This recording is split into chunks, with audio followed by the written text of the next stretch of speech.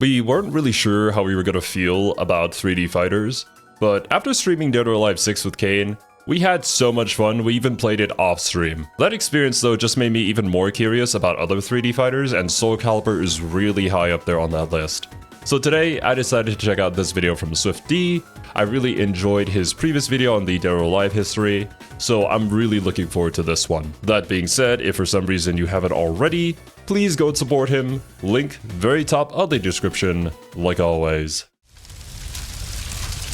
Welcome to the stage of history retold. I love fighting games, and it's amazing to see the genre's popularity return in recent years. Hey, you gotta try multiplayer especially too following someday. the releases of new games like Street Fighter 6, Guilty Gear Strive, and Grand Blue Fantasy vs Rising, as well as the epic rise of my current favorite, Tekken 7, which may change soon, since I'm having so much fun with Tekken 8 right now.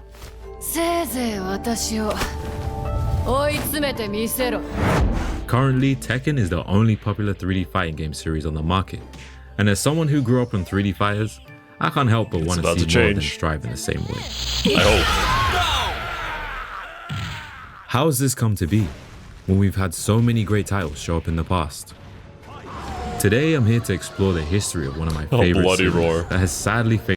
Yeah, I think Thorky has a Bloody Roar retrospective, and I've seen a lot of you guys request that, so don't worry, we'll get around to it. Into the background over the years. Soulcalibur. Yeah. This game looks so good. It's a weapon fighter too, never played one. So it's gonna be a completely new experience, even among 3D fighters.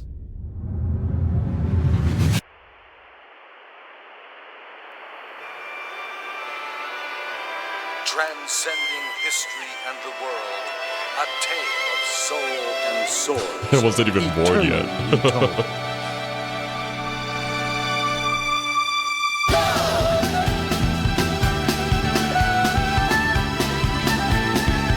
Wait, is this the actual opening theme song? I think I've heard this in like other YouTubers' videos. Huh. At the very beginning of it all, in 1996, Soul Edge was introduced to arcades in Japan by Namco, led by its creator, Hiroaki Toriyama. This fresh new 3D fighting game introduced characters wielding weapons this time, similar to Battle Arena Soshinden, offering a different experience from their other new game, Tekken. A unique introduction to this game was the guard impact system, allowing players to reflect opponents, catching them off guard and leaving them open to a counterattack. I would assume this was received well back then, but it wasn't the original idea.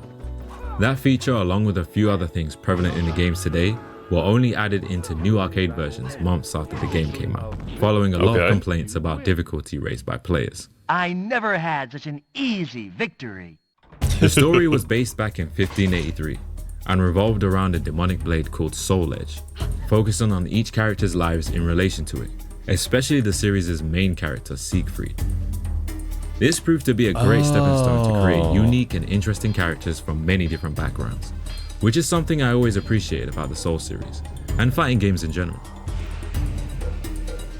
It also included a unique story mode called Edgemaster mode. Yeah, where you would go on this. I'm really glad that it carried over to Soulcalibur 2 and they expanded upon that. So for some context, I did play a bit of Soulcalibur 2 because of Nintendo Switch Online, and I really enjoyed that single-player campaign story-like thing with the different challenges that you have to do and like the dungeon mode as well.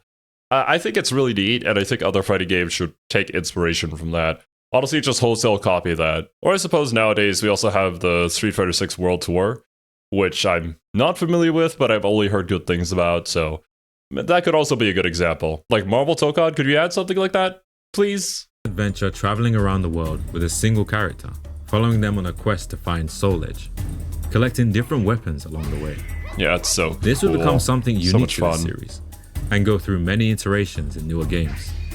For this video, I played through the whole thing, and Cervantes and Soul Edge were no joke. The game also introduced original fighting game concepts that never made it into following games, like being able to disarm opponents with enough attacks, forcing them to fight barehanded, or locking blades when both players strike at exactly the same time. I mean, that is so cool. It's such an anime moment. It's like when you do the little like mini pause and the slight zoom in Grand Blue whenever you do an attack that has like the same amount of strength that it collides with each other. I think those moments just make it so much more fun and epic. And that would be like the fantasy of playing a weapon-based fighter where you're locking swords with somebody, you stare into their eyes, and then you, you know, you just go at it. I don't know. I'm glad that they have a system like that. These were some cool ideas, but competitively, I can see how that may not have worked out too well going forward. Competitively, yeah, but like casually, a lot of fun. A year later, the latest version of the game was released on PlayStation in Japan, and released to the rest of the world in 1997 under the name Soul Blade, with a roster of 10 characters, featuring a few of my personal favorites today, Taki, Mitsurugi, and Songmina. Yeah, I mean, Taki and Poison Ivy are kind of like, is it Poison Ivy? Kind of like the only two characters that I know from the series. Kane and I have already purchased Soulcalibur 6, just sort of like waiting for a time slot to stream it. But if I were to play a character, it would probably be Taki, but then there's like a whole cast of other characters that I don't know of and have yet to try. So we'll see. But that's just my current guess at the moment. As well as Siegfried, Sophitia, Boldo, Huang, Cervantes, Rock, and Li Long, the original nunchaku wielder before Maxi. The home release also featured 5 unlockable characters. The main antagonist Soul Edge, Song Han Myung, 2 different outfit variants for Sophitia for reasons I'm sure we all know, Oh and my. a possessed Siegfried, which obviously was a sign of what was to come in later games.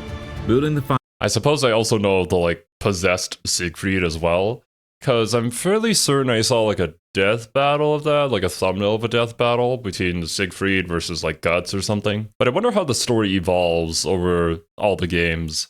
I believe, is it the Black Mastodonte? I'm not really sure how you say his name.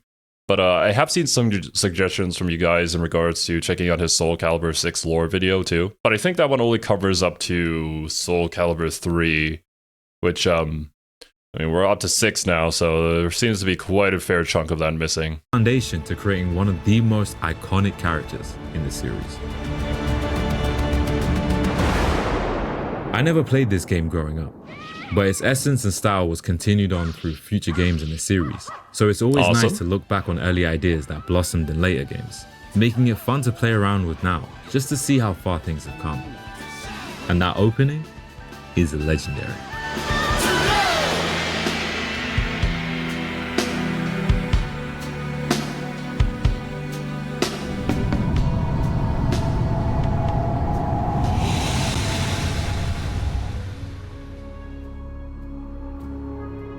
My introduction to the series was with the new revamped version of Soul Edge, renamed Soulcalibur, which is a mix of the old title and the name of King Arthur's sword of legend, Excalibur. This would become the weapon introduced in this game as the ultimate counter to the evil Soul Edge. The game was released in arcades in 1998 and as a home release in 1999 on Sega's brand new console and one of my favorite consoles of all time, the Dreamcast.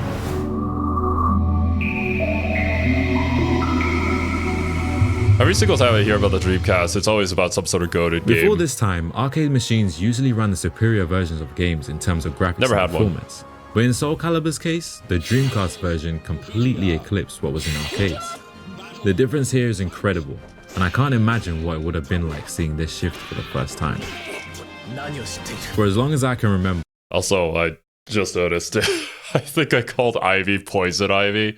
Well, it's from the Batman games. No, wrong universe, bro.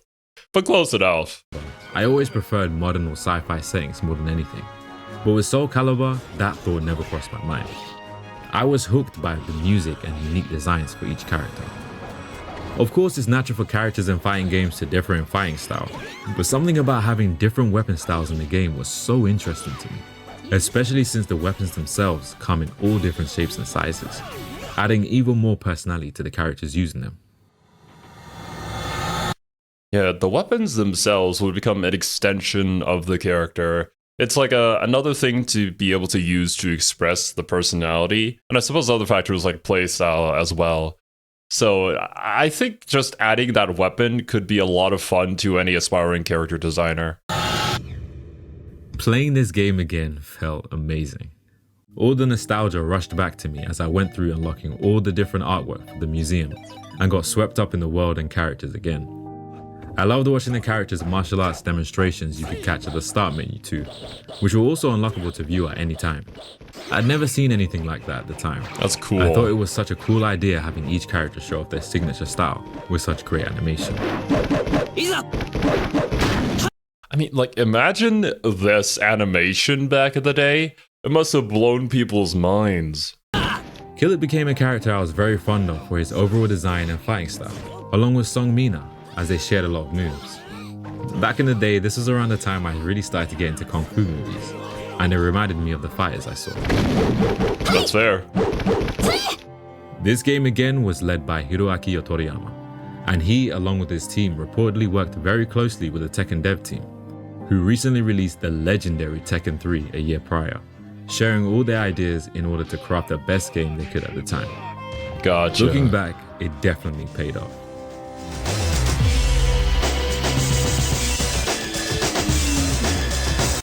I never knew that Tekken and Soulcalibur were so, like, interconnected with each other. But I suppose if you're developing fighting games, then you probably know other people within the sphere.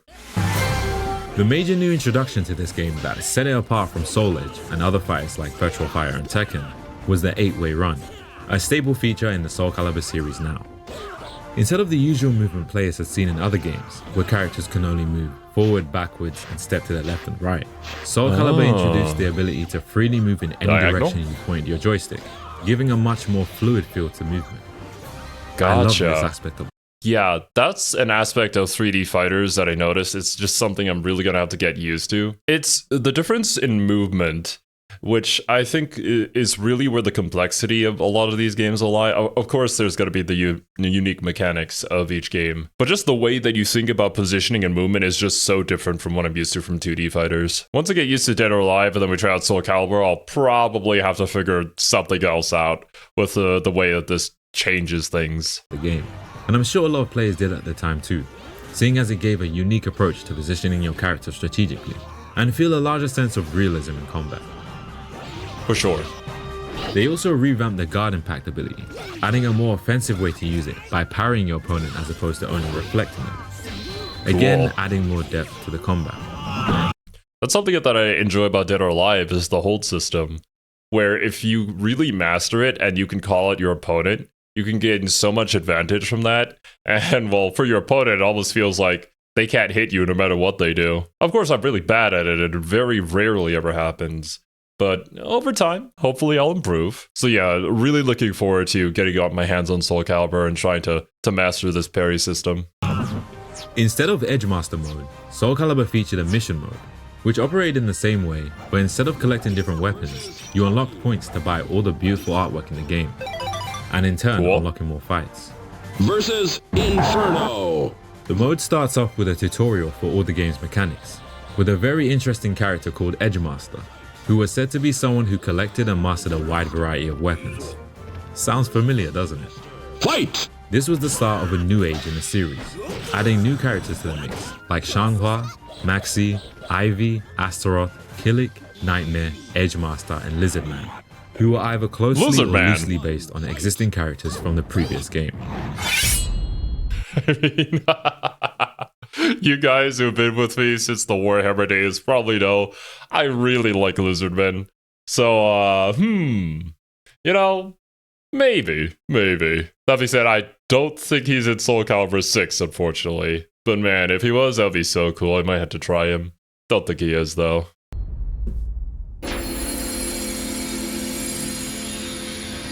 Transcending history and the world. A tale of souls and swords, eternally retold. By the way, who is this announcer? There's something about his voice that feels so awfully familiar, like even outside of me playing Soulcalibur 2. It just feels like the announcer voice, you know? Like the original announcer voice in a way. Maybe it's just me. Maybe I'm bugging, but, you know, just had to get my thoughts out there.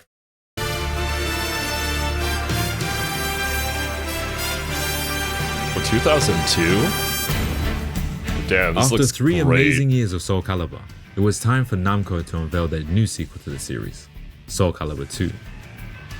This game unexpectedly leaped to a whole new level of popularity among players after the negative reception of Namco's latest major title, Tekken 4.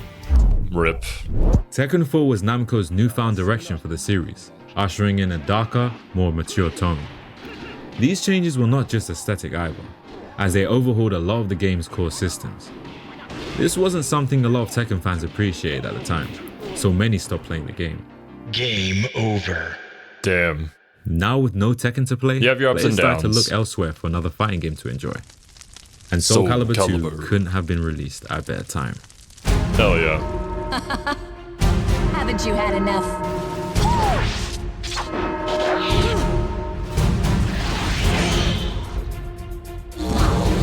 Yes, this is it. Yeah, this is so epic. It was with this legendary game that my love for Soulcalibur solidified.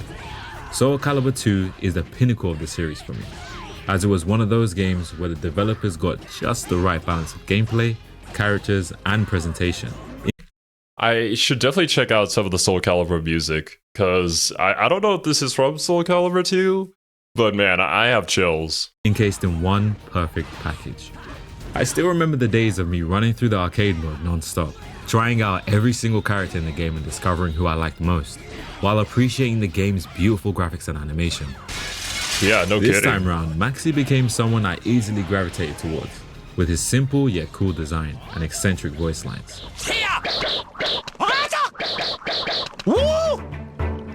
I didn't that play a her much at temple? the time compared to now, but I also took an Looks interest like the in temples here in Kage, Thailand. for the simple fact she was a cool looking ninja. Like my Yeah. favorites in other fighting games, Kage from Virtual Fighter, and Hayabusa from Dead or Alive.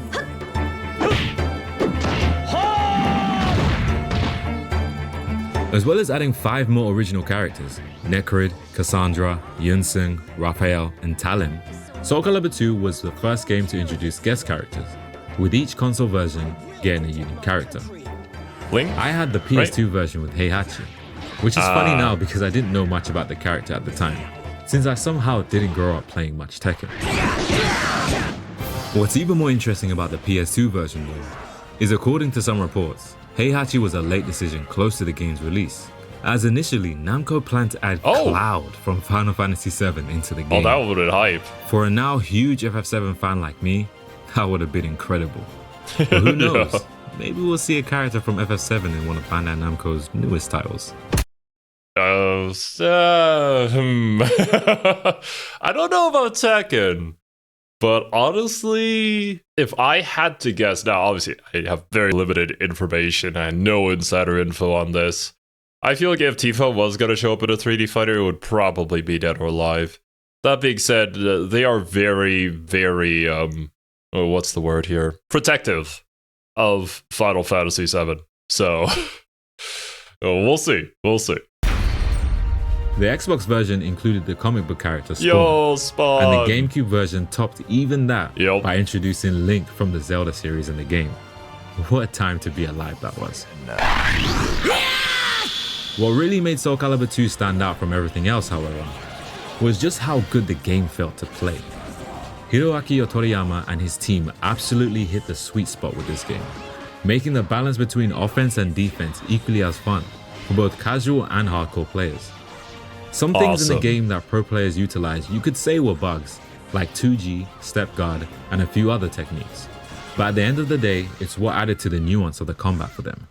I think having those, like, you could say bugs, but like ways to sort of exploit the game that only professional players who have spent a lot of time with the game would probably end up knowing, I think adds to the competitive viability in a way of a video game. Because then, as long as it's like a high skill expression thing, and something that isn't easily pulled off, then there is that ways to express the amount of time that you spend practicing a video game. I think we talked about this in one of Bumbles' videos about the Shrek Arena Battler that just so happened to have some sort of like movement tech that ended up creating some sort of competitive viability to it, which wasn't really intended, but it ended up working out that way, and so people could hold competitions around it and fight each other that way. I don't know if these things are intended.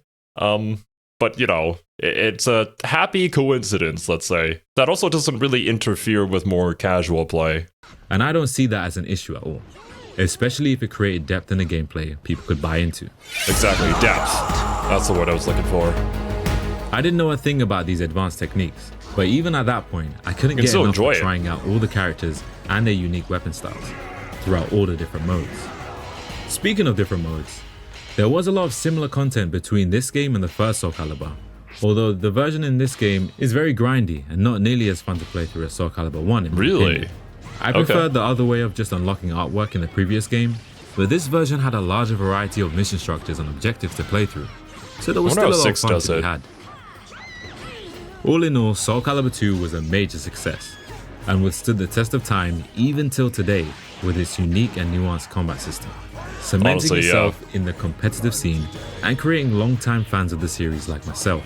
Out of my way! It truly is one of the greatest fighting games ever made. But from this point on, how did things come to change? Yeah. Soulcalibur 3. Not be this here. is when things started to go south, as the series began to slowly fade away from the main stage and drift to the state it's in today. Starting off with a genuinely great game, Soulcalibur 3 in 2005. After the boom of Soulcalibur 2, you would expect the series to kick on from there, but unfortunately, this wasn't the case. Content-wise, Soulcalibur 3 was one of the best in the series, offering a generous amount of solo content. Instead of arcade mode, Soulcalibur 3 had Tales of Souls, a mode pretty much like arcade in previous games, with a little extra, featuring fights against enemies not on the character roster, and even quick-time events at several points during your run.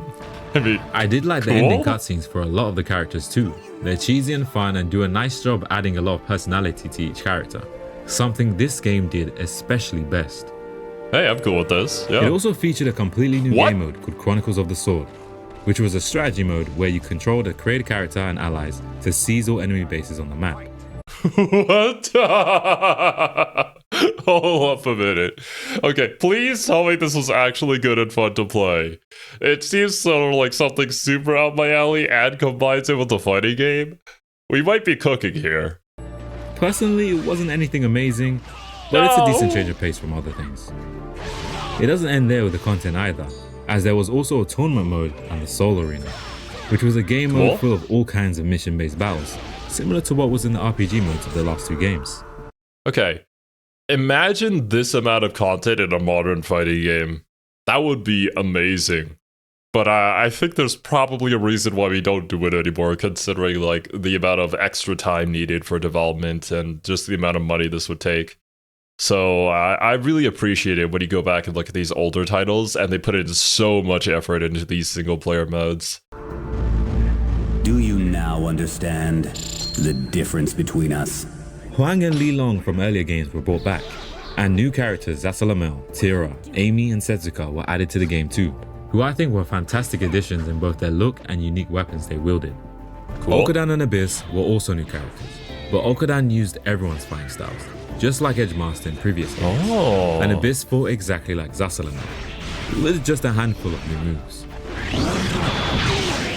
Soulcalibur 3 was also the first game in the franchise with character creation, where you could create a new character entirely, as opposed to other fighting games with character creation at the time.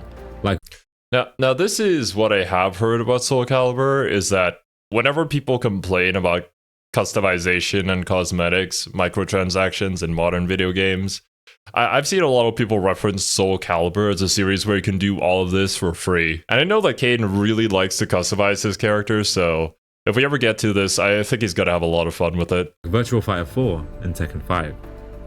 This went on to become one of the biggest and well-received features in the franchise. Soulcalibur 3 also swayed away from guest characters being added to the roster, but added clothing items in the customization to design them instead, giving players a chance to design Cosmos from the Xenosaga series, which was very cool.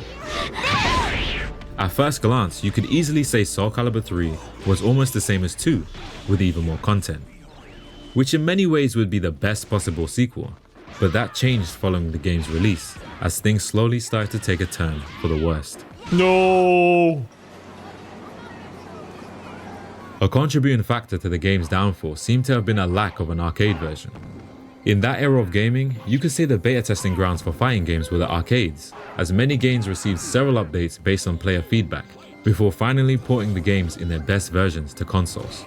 Okay. Had Soulcalibur 3 hit arcades and faced the criticism of the hardcore audience in response to its fighting system, the devs may have made some changes to the home release that could have changed this game's fate. Damn. I see. After playing this game myself, I noticed it didn't feel the same way as Soulcalibur 2. I know this is a very vague way to describe it, but I'm sure people could understand. It may also be down to the character balance and moveset changes, but overall the game lacks the same magic. This is really weird as the lead producer behind all the games so far, Hiroaki Toriyama, worked on it. Weird. You could say the two games aren't vastly different on the surface, but the differences that are there pulled this one away from what made Soulcalibur 2 so great. I can kind of understand what he's talking about. There's this hidden factor in a way of how a fighting game feels to play. And I'm not articulate enough to really, find the right words to say what needs to be said in order to describe that feeling. There are just some fighting games that you play and wow, man, it is so much fun to press these buttons. And then other ones that you play that don't really look all that different, but it's just not there. It just doesn't click with you. So maybe that was the issue with this particular game. And not having the arcade releases to iron all that out, to get more feedback from the hardcore audience who would maybe be able to really pinpoint what that is certainly gonna hurt the game in the long run. It's a bit of a shame, but now I'm kind of curious whether even I would notice that, having played a little bit of Soulcalibur 2, like what the difference would be like. But I don't really know if there is even a way to play Soulcalibur 3. Even though Soulcalibur 3 had a mountain of content for casual players to have fun with, there were changes made to the game that made it quite unattractive to the competitive scene. To name a few things, Soulcalibur 3 removed techniques like advancing and retreating guard, step guarding, and guard impact mind games surrounding the 2G technique. Oh. In addition to all those changes, it was specific bugs and glitches in the game that ultimately destroyed its reputation in the eyes of some casual players and most competitive players for both completely different reasons. For the home release, there was a massive memory glitch that would corrupt all player data, causing the player to lose everything. No shit, dude. That would definitely be a rage quit right there. Especially, depending on the amount of hours that you spent into a game. It's like an investment of your time, right? And all that is just gone because they can't fix this memory leak. Really? I can understand the frustration there, 100%. But also, why did we remove the complexity from the game? Well, the game had depth and there was much to explore, but it was also just like a good experience for casuals who maybe didn't even have to use any of those different techniques. Was this one of those things where we were trying to appeal to a wider audience and then failed to capture anybody? Their progress in all modes, down to all their saved created characters. I didn't have the game back then to experience something like that, but I can imagine it would have been extremely annoying. As for the competitive players, they found a bug later known as the variable cancel, or VC for short, that was similar to 2G in Soulcalibur 2, which was a technique to cancel certain moves into a guard state, but completely broken this time, allowing players to cancel out of pretty much any animation at any time for any reason. So regardless of what you're doing, you can always go back and guard. There is just no recovery there, you just cancel into guard. That sounds dumb. Yeah, he's the right for our crew. I know, I want to go back. I want to see the game. Yeah, I understand. That's all I care about. It was clearly a problem, and it wasn't the only one. Surprisingly, Namco finally released an arcade version of the game 6 months later, fixing the VC bug, tweaking the overall gameplay feel, and rebalancing a lot of characters. Okay. Even with all their efforts to rebuild the reputation of the game at the time, the release didn't amount to much. And with the home console version only being on the PS2 right before the release of the PS3 and Xbox 360, the game was doomed, and the start of Soulcalibur's decline began. That future starts right here, right now. Despite all these issues, the game is still a lot of fun to play, especially with all its single-player content. with many people claiming it as their favorite in the series, even coming off the back of Soulcalibur 2. But with the next game, I couldn't say the same. No, you know, at least some people found some enjoyment from it, and seems to be a lot of like single player content that was really interesting. So if you didn't run into any of those other issues or like played at that sort of level, then I could definitely see this still being a good time. It's still just a shame that they existed in the first place. Those issues existed in the first place. 3 years later, Soulcalibur 4 was released, and with the game being the first in the franchise on next-gen hardware, we all saw a massive upgrade in the graphics. But in my opinion, even more of a downgrade when it came to the gameplay. No! I'm not afraid anymore. On a positive note, Soulcalibur 4 was the first with the armor break system, which was cool to see the battle damage mid-fight, adding to the improved visuals of the game. Cool. And the character customization was really fleshed out, along with all the weapons having different stats and buffs on single player modes that allowed them, which was similar to how different weapons were in Soulcalibur 2 and 3, but more. Yeah, I mean, I enjoy a system like this. It sort of reminds me of BlazBlue's like roguelike system, where you become more powerful the more grimoires that you collect and stuff like that. But here it's just weapons because, well, it's a weapon-based fighter. This is what the entire game revolves around. And also seeing it displayed like here and you're using it, yeah, I think that's a nice attention to detail. And it's not just the same generic weapon, just with different stats. Developed this time. You could even unlock a few pre-made custom characters designed by several guest artists, although they shared the same movesets with already existing characters. Save the formalities. Let's fight. Even more new characters were added here, this time being Algol and Hilda, both with completely unique fighting styles. I know her. Unlike Soulcalibur 3, didn't know she was this from game Soulcalibur. brought back guests, somehow featuring characters from Star Wars this time. At the time, I couldn't actually believe it, and it's still crazy to see Darth Vader, Yoda, and Starkiller in a fighting game. The story mode here was basically arcade mode with a few cutscenes. I'm going to assume that this was around the time where Force Unleashed released, so that's why they added these particular characters.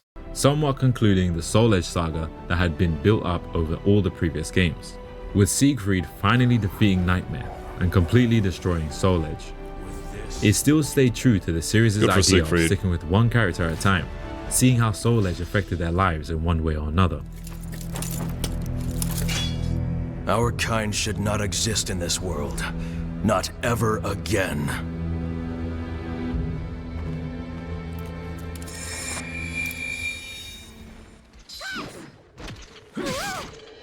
The only other single player mode here was the Tower mode, similar to what you would find in Mortal Kombat games, with different missions to complete during fights on every floor. These were cool, but again, I wasn't a big fan of the way the game felt to play, so it didn't grab my attention for long. Ring out! Another big addition was the inclusion of online versus modes, catching up to other games like Mortal Kombat Deception and Dead or Alive Ultimate for the Xbox, that had online functionality in the tail end of the previous generation. Damn. As for this game's unique mechanics, they didn't impress much either. Like I mentioned before, this game featured an armor break system, but they also added a new technique called critical finish. Get ready! It's like a prepare to die! insta kill? Be gone! Critical finish was an interesting concept, but I think it was poorly executed. While I played, it almost never happened, and the animations for them weren't amazing enough for them to be so rare during gameplay. Okay, maybe it's more like an astral finisher and it really only occurs during very specific circumstances. Actually, is that what they were called? The astral finishers from BlazBlue? From what I recall, you had to be like pretty close to death, but also tied in a match and on the final set in order to really activate it. But it also gave you a really cool anime moment, essentially, complete with the whole theme song too. Unworthy of my blade. Although I could forgive a lot of these shortcomings, one thing I couldn't get over is how sluggish Soulcalibur 4 felt. Earlier I praised Soulcalibur 2 for its fast and fluid gameplay, and even though it wasn't exactly the same, Soulcalibur 3 somewhat continued that, and still remained a very fun game to fight in. But with Soulcalibur 4, they completely changed things, and I didn't like it. But why? The direction this game went in seemed to focus more on attacking to break your opponent's guard, rather than using the 8-way run, or walk in this game's case, to position yourself well enough to evade attacks while being able to land your pokes. So once again, we're removing depth from the movement in a 3D fighter, which I feel like 3D fighters are kind of based around having good movement. That feels weird. I feel like there's a bit of a disconnect. Maybe I am not understanding this correctly. I mean, I've only just played 3D fighter once in my life, essentially, on stream. So I don't really know what I'm talking about. But I really feel like that is such a core component of 3D fighters that removing anything from it just sounds like a bad idea. It's got to end poorly. It would be much better to add more onto that, add more complexity to it, add some counterplay for both sides. It's much more aggressive in the sense that you throw out more attacks naturally, but the action isn't as fluid as previous games. Also, Soulcalibur 4 took out being able to make the characters say something before fights started. I don't know why, because that was always a funny and unique thing the games had going. Yeah. So they just silently stare at each other? Soulcalibur 4 was generally received well, mostly getting praise for the Star Wars collaboration and online functionality. But I personally feel like this is the worst entry to the series yet after looking at the bigger picture. If the series continue like this gameplay wise, I think it would be in a much darker place. Having said that pretty though, cool. The next game may have tried even harder to alienate the fans of earlier games. Why are we just on a roller coaster? It only went up for a little bit and now it's slowly going down. It's not even a rush. It's just kind of sad. I mean, even then, we're kind of comparing it to like the peak of the series, and I would assume that even for 3 and for 4, there's going to be a lot of fans for those games that still enjoy them. And that's great. But it's kind of a shame if the story ends with Soulcalibur 2 was the peak and we've never hit that ever again. 4 years later, Soulcalibur 5 was introduced. And this was a really weird one. I never got to play the game at the time, so I didn't know much about it until playing recently. I was so shocked after going straight to the character select screen to try out how different Taki was in this game, only to find out she was a completely different character altogether, replaced with a newer generation ninja called Natsu. Didn't Street Fighter also try to do something like this with like Street Fighter 2 or 3 or something like that? And it wasn't really received very well. I can understand wanting to introduce a new generation, but if you remove fan favorites in order to do that, you're gonna have to expect some backlash. I think in situations like this though, it would be more acceptable if these characters were more so like set up in a previous game, and the story for that other character, the fan favorite character, has ended and concluded, instead of, you know, just releasing a new game without them in there. It wasn't just her too. Songmina, Changhua, Sophitia, Cassandra, Zasalamel, Talim, and Yunsong were all missing. The game was clearly trying to bring in a new generation, but only replace some of the characters? Strange. Yeah. These new characters played the same as the ones they replaced, with some changes, which isn't entirely uncommon. But I like seeing my favorite characters progress through each game, receiving fun and exciting new changes to their designs, along with adding new layers to their personality. I mean, character development. You're invested in these characters, you want to see where they go, and then they're just gone. Like, okay, well, screw me, I guess. You ready to die? I don't think the idea of introducing Sophitia's children, Patroclus and Pyrrha, as new characters was a bad idea, but they could have stood alongside the rest of the iconic cast. The idea of them having different forms as completely new characters was cool too, but lacked the same impact the duo of Siegfried and Nightmare brought to the table. Well, that's a story-related reason. Once again, yeah, it all comes back to tie to story, tie to lore, that there is some sort of emotional impact for that to happen, that it makes it more believable, and, you know, the viewer can transition to the next character and follow along with their story. If you essentially just, like, retcon a character out of a story, then, like, what about all the people that are invested in them? Back with Tekken 3, Namco made the bold decision to directly replace the main character Kazuya with his son, Jin. But in this case, it went extremely well, because Jin stood on his own as a new protagonist, with a familiar yet different iconic style and silhouette, separate from Kazuya. Something Soulcalibur 5 completely missed the mark on with their new character. Different and story related. As for other characters, I thought Viola and her crystal ball style was an interesting concept that could be expanded on in the future. But on the other hand, Zwei, to me, was such a bland character. It almost felt like I wasn't even looking at Soulcalibur game anymore with the direction they went in with some of these characters. What's funny is, gameplay wise, I think the game felt better than Soulcalibur 4, with a noticeable increase in speed and the removal of critical finishes in favor of a flashy ultimate move called Critical Edge. It was a lot like what we see in 2D fighting games, and similar to Rage Arts in Tekken 7. The battle rages on. Stand up and show your strength.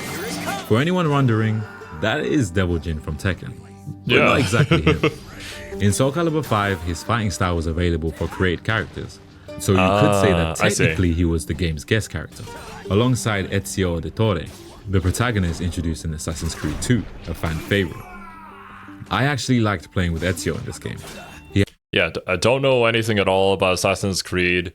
No, a couple details here, like I think there's the anima, which goes through memories and stuff of a particular bloodline of assassins, I think. Never played one, but I do know of Ezio, because he's kind of like the most popular character, or main protagonist from Assassin's Creed at least. Not sure how well the series is currently doing, considering the whole debacle with Shadows, but also feels kind of like one of those classic video games that with some of the older titles. And maybe someday we'll revisit that, or well, visit it for the first time. I guess only time and my personal interest will tell whether we check it out or not. He had fun little gimmicks in his moveset that were great to play around with, and he just looks cool, which is all I need. It's an iconic look. The game had some very nice stages too, some that I wish came back in Soulcalibur 6. Graphics wise, this wasn't a massive jump from the last game, but they added some nice effects to movements and attacks that I enjoyed seeing, as well as some dynamic stages like the cage that unfolded as you slammed your opponents into the wall. Nice. Similar to the one in Soulcalibur 4, just better looking. I know it's kind of Dead or Alive's thing, but I actually really enjoy the environmental hazards and the cinematic cutscenes that play when you knock people into them. But I guess for the sake of something like Soulcalibur, where you have a ring out mechanic, you can't really do too much of that. But yeah, I just think it's fun. The thing I didn't like about the gameplay though, was the decision to make guard impact something you needed meter to use. It really limited how often you could use it, and as a major feature in the Soulcalibur series, it was really weird to not have it available to use at any opportunity. Damn. I don't know how things went down in the professional scene, but I'm sure this made matches a lot less exciting, as it easily brings down the mind games that came out of fast exchanges of guard impacts in earlier games. I'm not really sure how guard impact works. If I had to assume, I would assume it works kind of like how holds work in Dead or Alive. But instead of, having just the regular holds plus the break hold, you only have break hold, which, we only played Dead or Alive for a little bit, but break hold seems kind of cheap, and I don't like it. So if that's really how it ended up working, then yeah, I could see people not really enjoying that mechanic. As for the story, Soulcalibur 5 took a different approach in its focus, following both Pyrrha and Patroclus on their twisted journey. It's mainly told through a slideshow of images, which isn't great, but there are some cutscenes here and there. Okay. It isn't memorable and doesn't do any of the characters any favors in terms of making them interesting to follow. Kaliyuga's owner is waiting outside. In the end, this game didn't deliver, and faded into obscurity along with the Soulcalibur name for quite some time. No! Soulcalibur 7, please, Dead or Alive is back. We can do this. Outside of the mainline games, the Soulcalibur series has seen a few other titles, some being fighting games and the others being a different genre entirely. It goes without saying that most of these didn't go well, but it's interesting to have a look at what Bandai Namco was trying to do back then. Oh boy. There was a period where every fighting game had a weird trend of doing solo action and adventure games. Some were great, and some weren't. Mortal Kombat had Shaolin monks, Tekken had Death by Degrees, Dead or Alive eventually gave us Ninja Gaiden's reboot with a great trilogy. I mean, Ninja Gaiden is kind of a legendary series from my understanding, so I think this one went very, very well. And Soulcalibur gave us Legends. This game played like your typical hack and slash adventure, only this time the controls were tied to motion controls, as it was a game released on Nintendo's extremely popular console, the Wii. Surprisingly, this game also featured a guest character, and this time it was Lloyd Irving from Tales of Symphonia, which was nice to see, and very fitting actually. I'm sorry for all the peeps waiting for me to finish Tales of Berseria. It will happen someday, I assure you. Now that the remaster has released though, I don't know if I should play that, but I also feel like the original game didn't really need a remaster. The game didn't score too well with reviewers though, as the controls were seen as very janky, and the story was nothing to write home about. After playing it for a while myself, I actually thought the game wasn't that bad. Each character had unique strengths and abilities picked out of their movesets from the main games, which was cool to see. The motion controls? It didn't help it from eventually getting monotonous, and the motion controls didn't work too well at the time. Yeah, but I could see a younger me having a good amount of fun with it. The story though was definitely something not even worth talking about, but someone out there might like seeing an expansion of the Soulcalibur lore. Also, the music was really good in this game. It sounds familiar to Soulcalibur 2 and 3 songs, but with enough of a difference to stand on its own. Above all else, this actually made me want another action-adventure spin-off from that Soulcalibur series, but done well this time. Like a Ninja Gaiden game with Taki as the main character. That would be so cool. If they did it well, of course. Soulcalibur Broken Destiny, probably the biggest spin-off title, was released in the year 2009 for the PSP. This game also featured a new character alongside its guest for the game, unlike the other spin-offs. This new character was an eccentric man named Dampierre, who had a unique clown-like fighting style that could be used to catch opponents completely off guard. The weird character. As for the guest, the game featured Kratos from the God of War series, which again was such a great idea as a guest character for Soulcalibur. It's pretty cool. His moves were all nods to the techniques and weapons he's used in several games, and it's so great to see. However, what let this game down for me was its framework. It's derived from Soulcalibur 4, which obviously carried over the weird, sluggish movement from the game that I'm not a fan of personally, and the game had no multiplayer functionality. Well, rip. There goes that game. But 2012 saw the release of Soulcalibur this? Mobile, a Java game based around Soulcalibur 4. Oh no. This was a 2D sprite-based game that still kind of used 3D mechanics to move left, right, up and down on the stage, but had watered down movesets to fit the mobile gameplay, and had a limited character roster. This was not gonna go well. I downloaded the game and gave it a try myself, and it's as you would expect from a mobile Java game from 2012. Yeah. I still felt compelled to beat the arcade though, and mashed my way through to the end. I'm not too sure how this game was received, but it's just a harmless game to distract you for a few minutes with a shorter version of Soulcalibur 4's story, coupled with a surprising amount of effort put into the movesets and animations. Really?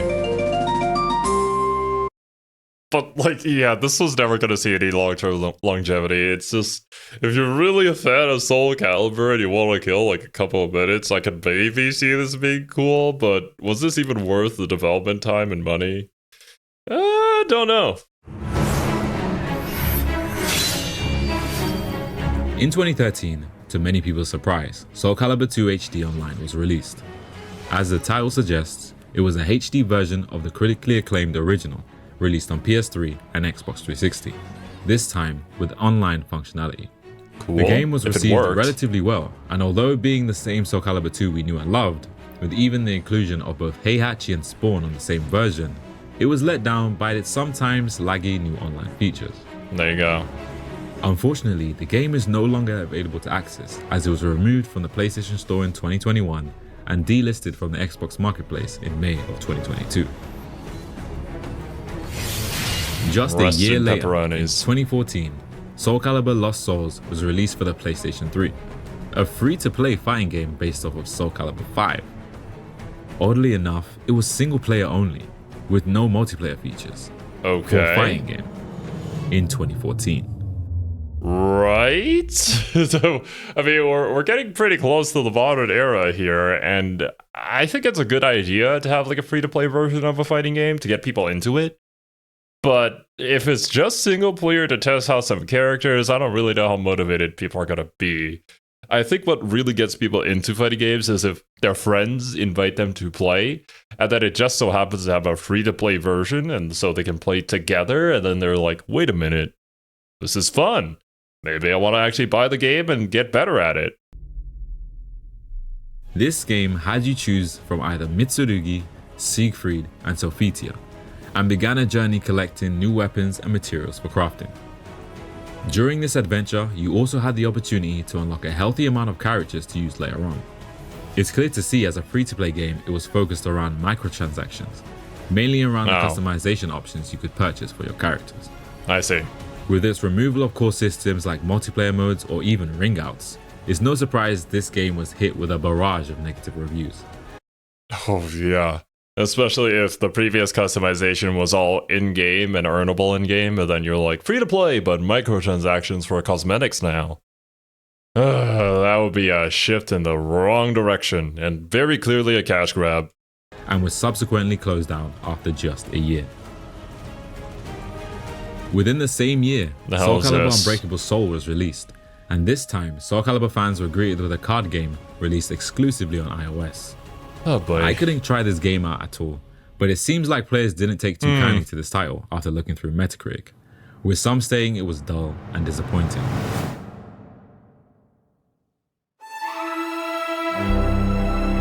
Six? Is that when 6 released? Is 6 okay? Just as shadows are cast where there is light, history hides away more than one truth. 6 years after the release of Soulcalibur 5, the longest gap between two mainline games, Soulcalibur 6 was introduced to the world. Okay, I am hoping that they spent all those years cooking something pretty cool, but then afterwards not doing anything with ever, because, you know, they're cooking 7. Yeah, I can huff as much copium as I want. Using Unreal Engine 4, the game boasted graphics on a level even better than the current most popular 3D fight at the time, Tekken 7. Ah, sister! Why are you here? Enough. Let's go back home. Instead of carrying on from the lore introduced in Soulcalibur 5, Soulcalibur 6 acted as a reboot in the series, taking us back to the events between Soul Edge and the first Soulcalibur, which, after seeing how Soulcalibur 5 went down, was a great idea. Yeah, probably. We maybe want to backtrack a little bit here. So maybe that means that the Black Belt Dante's video is still worth checking out if we kind of already reset everything.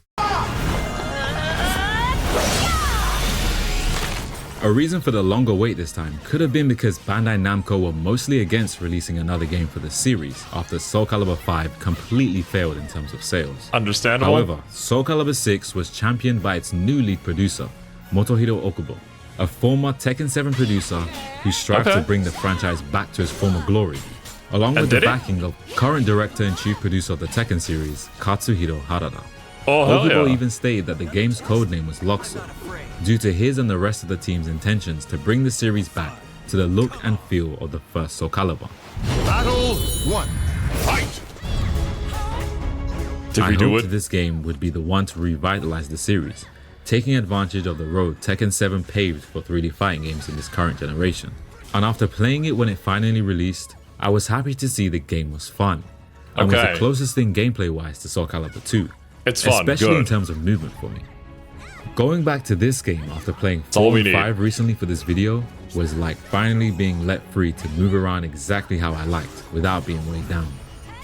Outside of the regular online and versus modes, the game featured 2 story modes like many games in the past. One following your created character on an adventure through the world of Soulcalibur, getting stronger along the way, and the other for playing through the main storyline, mostly featuring the trio of Kilik, Changhua, and Maxi, with standalone stories for every character on their journey surrounding the hunt for Soul Edge over several years. It brought back that RPG aspect that Soulcalibur 5 completely lacked. whatever we do. Yeah.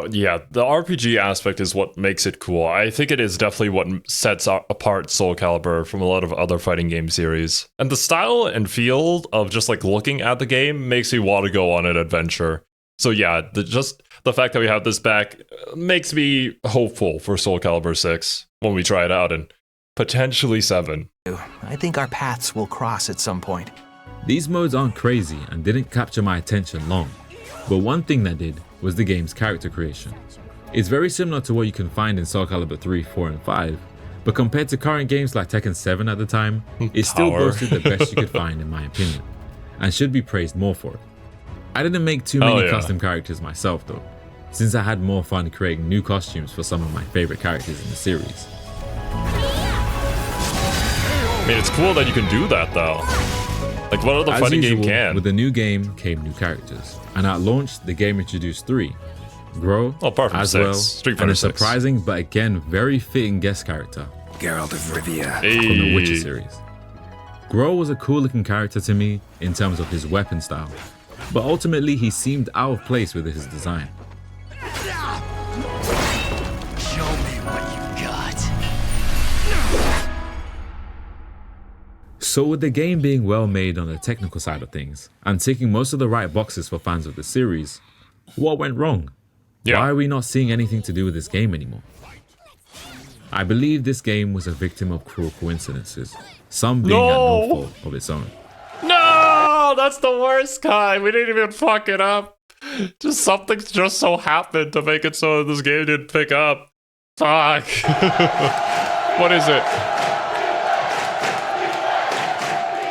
EVO is the largest fighting game tournament in the world, with the last one in the summer of 2023 hosting over 9,100 attendees, eager to compete and enjoy what is now also a convention.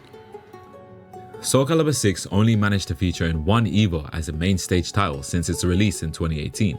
Damn. That being just a few months after it released. I mean, even UD2 was there. It would have featured there. again in the 2020 EVO, as it was announced in the lineup for main stage games, but the current state of the world at the time didn't allow for things to return to normal.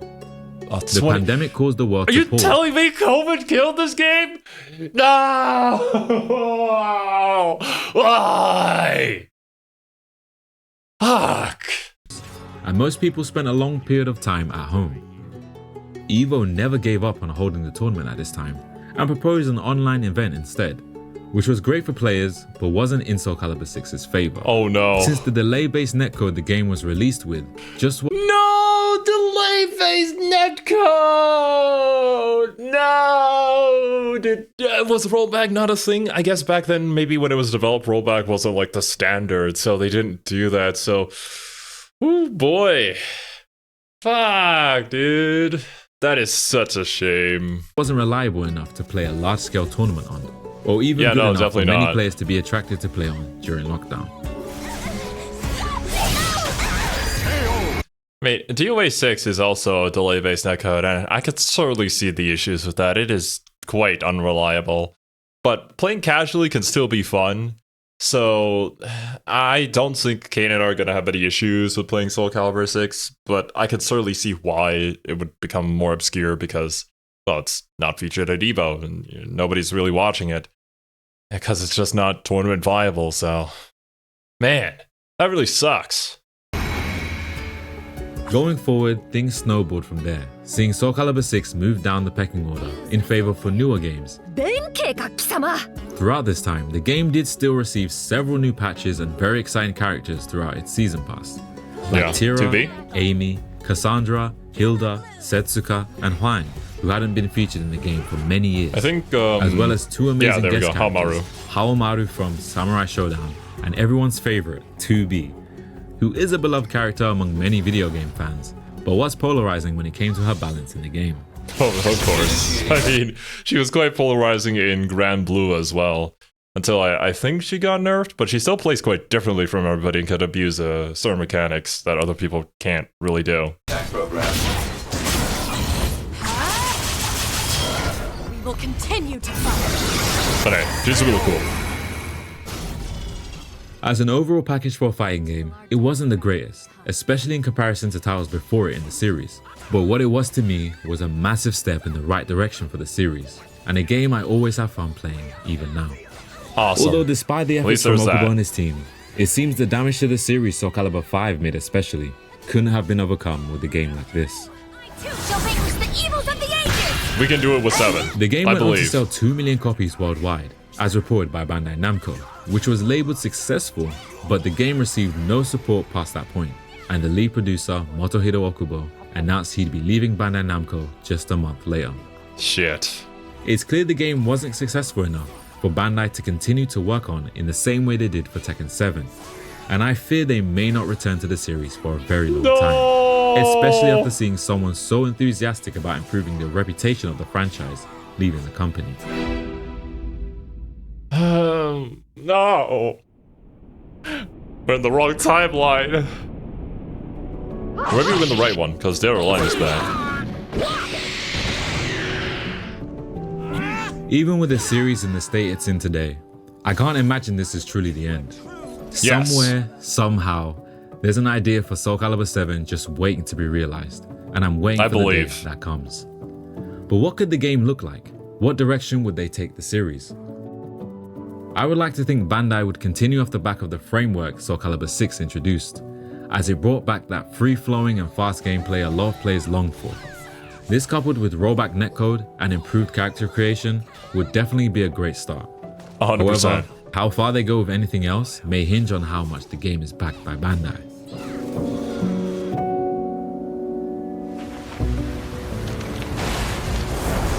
Tekken 8 is here, and it seems like easily the most expensive Tekken game we've ever seen, with a wealth of content both online and offline for players to enjoy. This was well deserved, and logically speaking the natural next step for Tekken, seeing how well Tekken 7 did both in sales and popularity amongst the FGC. For sure. Unfortunately, you can't say the same for Soulcalibur 6, Yeah. so I highly doubt a sequel would get even half as much backing. Fuck. But let's dream a little, and talk about what I'd really love to see in Soulcalibur 7.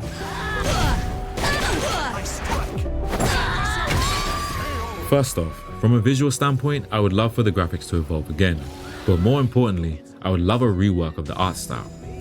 Although I think the current style is nice, I think it'll be nice to try a different look, moving away from the big-eyed anime look into something similar to what we saw in Soulcalibur 1, 2 and 3, or even something close to what we're seeing in Tekken 8. A little more realistic style? As for gameplay, I'd like more of what I mentioned before. I mean, it really depends, because art style is kind of what makes a series iconic too, like it's a big part of it. So if it can set itself apart from how other 3D fighters look, then it's certainly going to help with becoming a more recognizable brand.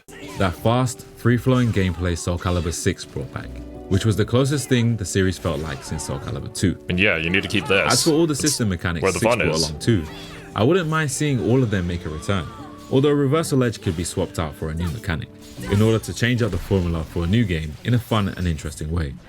Like a book.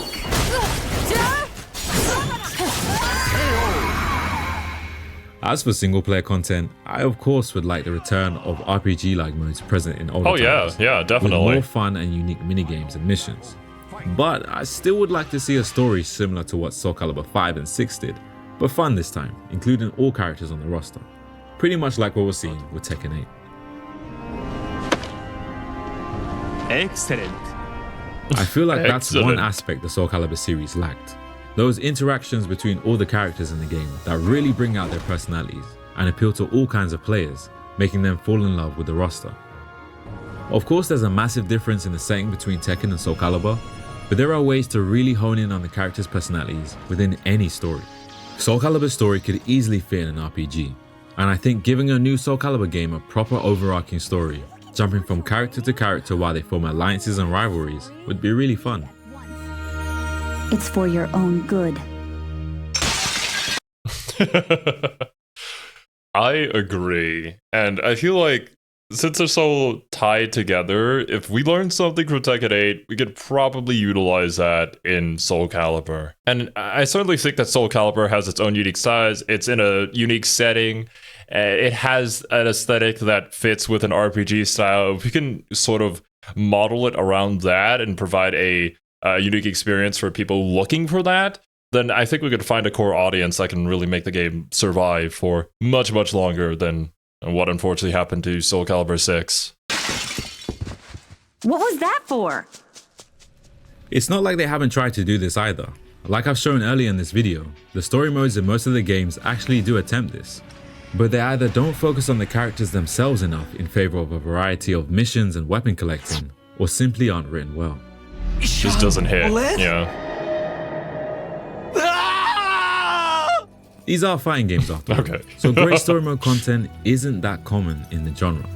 But nowadays, more and more titles are putting in a big effort when it comes to diving deep into the lore they've built up over the years. They should. In order to showcase their characters in many fun ways, even outside of fights. My child. Silence! So this is the new host. You have done well. So that's it, the story of Soulcalibur so far. Over the years, these games have given me so many great experiences that have become memories I'll never forget, and I would hate to see it all end here. I hope one day we can take to a new stage and ignite our souls once again. So, are you guys ready? Yeah, let's go. Hey. I'm not gonna give up on you that easily. Oh yeah. Man. Doesn't matter how many years, I will continue to have the copium for 7. I still haven't even played the game, but this video just made me so much more hyped to go out and try it. And hey, what a thumbnail. But yeah, dudes, if there's any like lore videos on Soulcalibur that I should check out, please do leave them in the comments. I'll just take a peek in and see if I'm interested in any of them. May just be the Black Masa Dante video, but we'll see if there's any other suggestions out there. That being said, thank you guys so much for joining me. Hope you guys enjoyed your time here. Hope you have a wonderful rest of your day, and we'll catch you in the next one.